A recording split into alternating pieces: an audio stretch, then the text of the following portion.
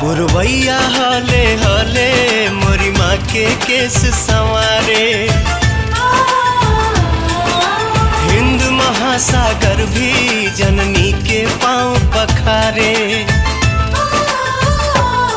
पुरवैया हले हले मोरी माँ के केस संवारे, हिंद महासागर भी जननी के पाँव पखारे।